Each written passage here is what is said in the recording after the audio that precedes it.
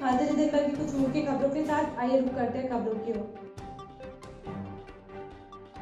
इस बुलेटिन के प्रायोजक हैं आदर मसाले।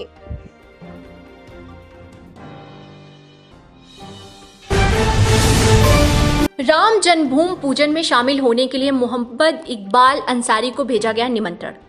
राम जन्मभूमि मामले में बाबरी मस्जिद पक्ष के पैरोकार रहे मोहम्मद इकबाल अंसारी को राम जन्मभूमि पूजन में शामिल होने के लिए निमंत्रण पत्र भेजा गया है, जिस पर इकबाल अंसारी ने कहा है कि मंदिर निर्माण में शरीक होने के लिए मेरा इंतजार खत्म हो गया। उन्होंने कहा कि यह भगवान राम की इच्छा थी कि मुझे पहले निमंत्रण मिले, मैं इसे स्वीकार करता हूँ।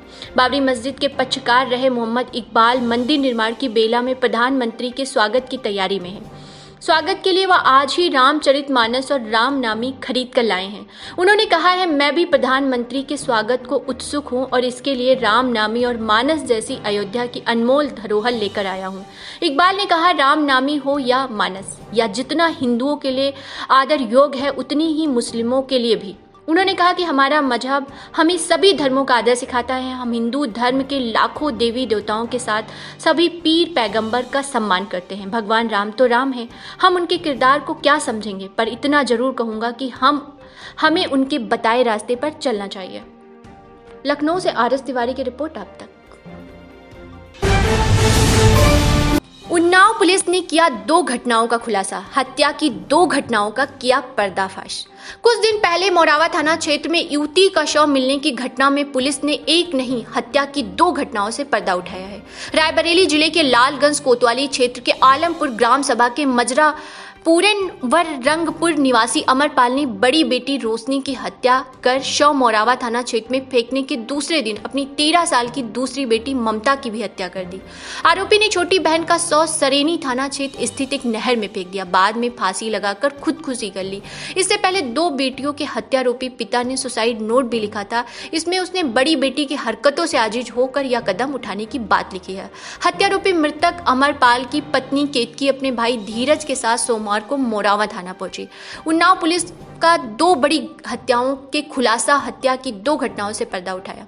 उसने एसओ राजेंद्र रजावत को बताया कि वह रायबरेली के रेलवे कोच फैक्ट्री में नौकरी करती है, जबकि उसका पति गांव से कुछ दूरी पर रेलवे ट्रैक के पास चाय की दुकान चलाता था। उसके 4 बच्चों में 20 साल की बेटी रोशनी, 13 साल की बेटी ममता, 10 साल की बेटी कोमल के अलावा 3 बेटे अजय, अभिषेक व शिवम है। लगभग 20 दिन पहले रोशनी बिना बताए घर से चली गई, जिससे पति रोशनी का पिता यानी अमरपाल तनाव में था और अधिक शराब पीने लगा। 27 जुलाई को रोशनी घर लौटी तो अमरपाल ने उसकी खूब पिटाई की। 29 जुलाई की सुबह रोशनी का बोर्डिंग स्कूल में दाखिला कराने की बात कहकर लखनऊ जाने की बात कही। पत्नी केतकी के अनुसार जैसे ही वह फैक्ट्री के लिए निकली, उसका पति बड़ी बेटी रोशनी को साथ लेकर बाइक से चला गया। शाम को घर लौटने पर उसने रोशनी को बोर्डिंग स्कूल में छोड़ आने की बात कही। अगले दिन 30 जुलाई को पति छोटी बेटी ममता को भी बोर्डिंग स्कूल छोड़ने की बात कह बाइक से लेकर चला गया और उसकी हत्या कर शव नहर में फेंक दिया।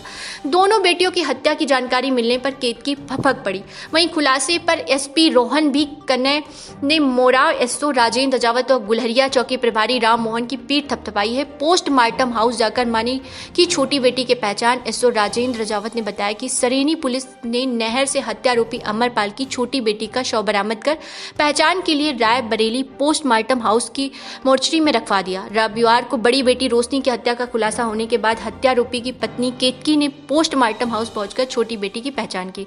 उसके बाद मोरावा थाना आकर बड़ी बेटी रोशनी के शव की फोटो व कपड़े देखकर पहचान की। 2 बेटियों की हत्या कर खुद सुसाइड करने वाले अमरपाल की पत्नी केतकी ने बताया कि उसकी सबसे छोटी 10 साल की बेटी कोमल 2 साल से अपने ननिहाल खीरो थाना क्षेत्र में रहकर पढ़ाई कर रही है। बताया कि यदि उसकी छोटी बेटी भी घर पर होती तो पति उसे भी मार देता।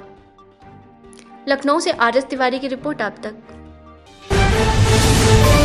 खबरों का सिलसिला यूं ही जारी रहेगा मेरी यानी तृप्ति के साथ। कल फिर हाजिर होंगे कुछ बड़ी खबरों के साथ। अब तक को समय देने के लिए धन्यवाद।